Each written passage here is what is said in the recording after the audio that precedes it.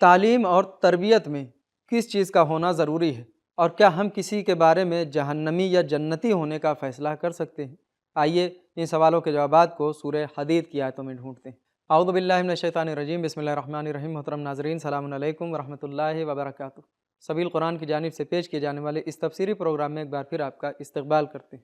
سورہ حدید کی تفسیر کا یہ 8واں ایپیسوڈ ہے، جس میں ہم سورہ حدید کی 2 آیتوں یعنی آیت نمبر 20 اور آیت نمبر 21 کی تفسیر کو جانیں گے۔ تو آئیے سب سے پہلے آیت نمبر 20 کی تفسیر کو جاننے کے لیے اس کی بہترین تلاوت اور ترجمے کو غور سے سنتے ہیں۔ کتاب انزلناه الیک مبارک لیدبروا آیاته ولیتذکر اولو الالباب۔ بسم اللہ الرحمن الرحیم۔ اعلموا انما الحياة الدنيا لعب ولهو وزينة وتفاخر بينكم وتكاثر في الأموال والأولاد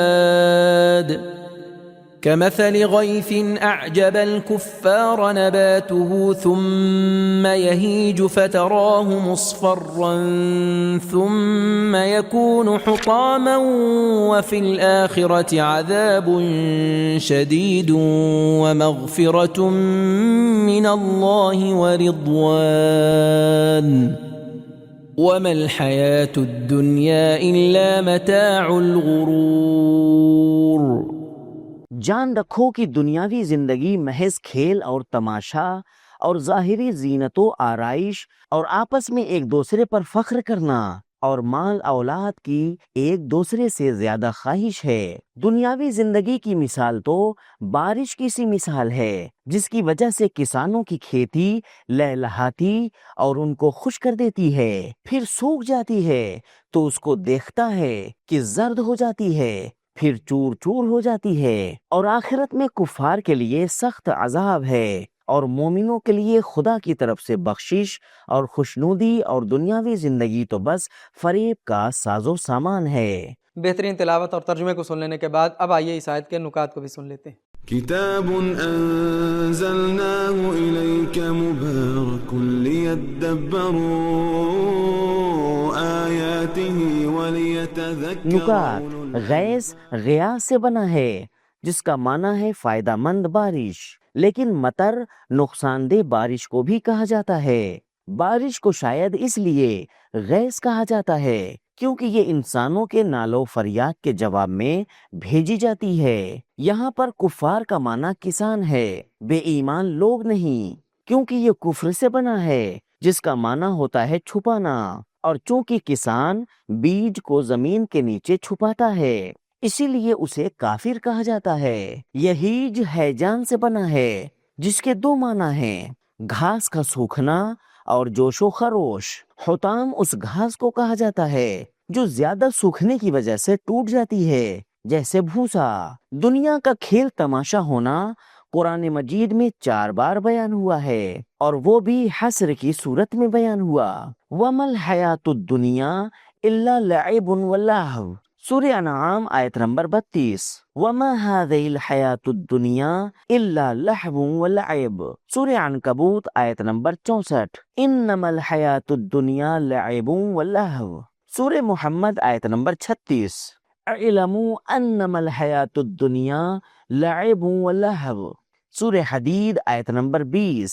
دنیا کے بارے میں موجودہ آیتوں کو جمع کر کے شاید یہ استفادہ کیا جا سکتا ہے کہ اگر دنیا کو ہدف اور مقصد سمجھیں گے تو دنیا غفلت اور غرور کا ذریعہ ہوگی، لیکن اگر دنیا کو آخرت کی کھیتی اور کمال تک پہنچنے کا وسیلہ اور تمہید سمجھیں گے تو دنیا اور اس کی نعمتیں با اہمیت اور تعمیری ہوں گی۔ لہذا اسی دنیاوی زندگی سے کچھ لوگ اس طرح استفادہ کرتے ہیں کہ اللہ کی بخشش اور مرضی کو پا لیتے ہیں، اور کچھ لوگ اسی دنیا کی وجہ سے شدید عذاب میں مبتلا ہو جاتے ہیں۔ اس آیت میں انسان کی زندگی کے مختلف مراحل، بچپن، نوجوانی، جوانی اور بڑھاپا کی طرف اشارہ ہوا ہے، اور بیان ہوا ہے کہ زندگی کے ہر مرحلے میں دنیا کا کوئی نہ کوئی جلوہ انسان کو مشغول رکھتا ہے۔ بچپن اور نوجوانی میں لہو و لعب کھیل تماشا میں مشغول ہوتا ہے، جوانی میں زینت اور خوبصورتی میں،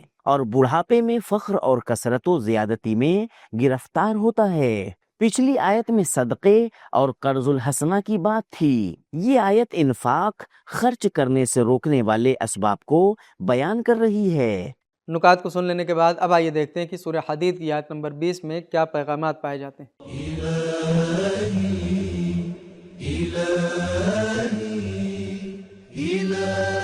پیغام نمبر 1، دنیا کی حقیقت کو پہچاننے کے لیے دقت اور گہری نگاہ کی ضرورت ہے۔ نمبر 2، قرآن مجید دنیا کی بنسبت انسان کی نظر کی اصلاح کرتا ہے۔ نمبر 3، دنیا کی خوبصورتیاں بہت جلد ختم ہو جانے والی ہیں۔ نمبر 4، دنیا میں ہمیشہ بہار اور خزاں ہوتی ہے، اور جو چیز بھی دنیا صفت ہو وہ پتجھڑ میں مبتلا ہوگی۔ نمبر 5، کھیل کود اور تفریح دنیاوی زندگی کی خاصیت ہے، لیکن اگر صحیح راہ میں نہ ہو تو آخرت کے عذاب کا سبب ہوگا۔ نمبر 6، دنیا کی زینتیں اگر ذاتی زیوروں، گھر اور گاڑیوں کی طرح فخر اور تکبر کا سبب بن جائیں تو انسان کو جہنم تک پہنچا دیتی ہیں۔ نمبر 7، اولاد اور انسانوں میں زیادتی اس صورت میں با اہمیت ہوگی کہ جہنمیوں میں اضافے کا سبب نہ بنے اور اولاد اچھی تربیت کے ذریعے پلے پڑھیں۔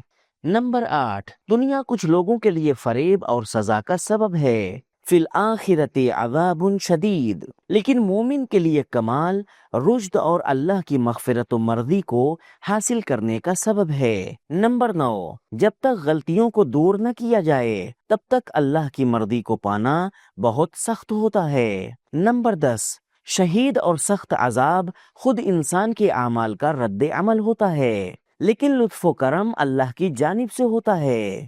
مغفرۃ من اللہ، مغفرت اور رضوان کی نسبت اللہ کی طرف دی ہے۔ نمبر 11، انسان میں امید اور ڈر دونوں ہونے چاہیے، عذاب شدید و مغفرۃ من اللہ و رضوان۔ تعلیم اور تربیت میں 3 اصل ضروری ہیں، وضاحت، تشبیہ اور نتیجہ۔ اعلموا وضاحت کے لیے ہے، کمثل غیث تشبیہ اور مثال کے لیے، اور عذاب شدید و مغفرہ نتیجے کے لیے ہے۔ آیت نمبر 20 کی مکمل تفسیر کو جان لینے کے بعد اب آئیے آیت نمبر 21 کی تفسیر کو بھی جاننے کے لیے سب سے پہلے اس کی تلاوت اور ترجمے کو سنتے ہیں۔ كتاب أنزلناه إليك مبارك ليدبروا آياته وليتذكر أولو الألباب بسم الله الرحمن الرحيم سابقوا إلى مغفرة من ربكم وجنة عرضها كعرض السماء والأرض أعدت للذين آمنوا بالله ورسله ذلك فضل الله يؤتيه من يشاء والله ذو الفضل العظيم۔ تم اپنے پروردگار کی بخشش اور بہشت کی طرف لپک کے آگے بڑھ جاؤ، جس کا عرض آسمان و زمین کے عرض کے برابر ہے، جو ان لوگوں کے لیے تیار کی گئی ہے جو خدا پر اور اس کے رسولوں پر ایمان لائے ہیں۔ یہ خدا کا فضل ہے، جسے چاہے عطا کرے، اور خدا کا فضل و کرم تو بہت بڑا ہے۔ تلاوت اور ترجمے کو سن لینے کے بعد اب آئیے اس آیت کے نقطے کو بھی سن لیتے ہیں۔ كتاب أنزلناه إليك مبارك ليدبروا آياته وليتذكر نقطہ، پچھلی آیت میں یہ بات تھی کہ دنیاوی اعمال کا نتیجہ یا تو سخت عذاب ہوتا ہے یا اللہ کی بخشش اور مرضی۔ اس آیت میں اللہ کے فضل اور رحمت کو پانے کے لیے ایک دوسرے سے آگے بڑھنے کی تاکید کی گئی ہے۔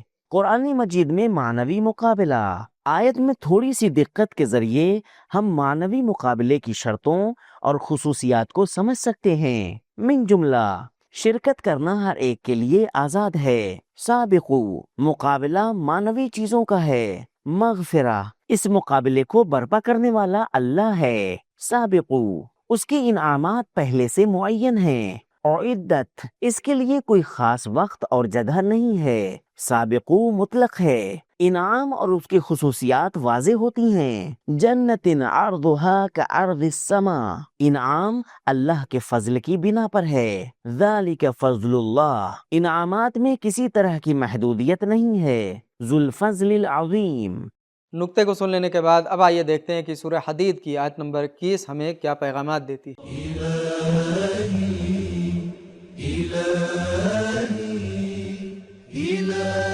پیغام نمبر 1، جب کسی برے عمل کو رد کریں تو اس کی جگہ مناسب بدل لائیں. متاع الغرور. سابقو الی مغفرہ، فخر اور زیادہ کی طرف بڑھنے کے بجائے جو پچھلی آیت میں تھا اللہ کی مغفرت اور جنت کی طرف بھاگو. نمبر 2، نیک اعمال کو جو چیز اہمیت دیتی ہے وہ تیزی اور سبقت ہے. نمبر 3، پہلے معافی اور پھر جنت میں داخلہ.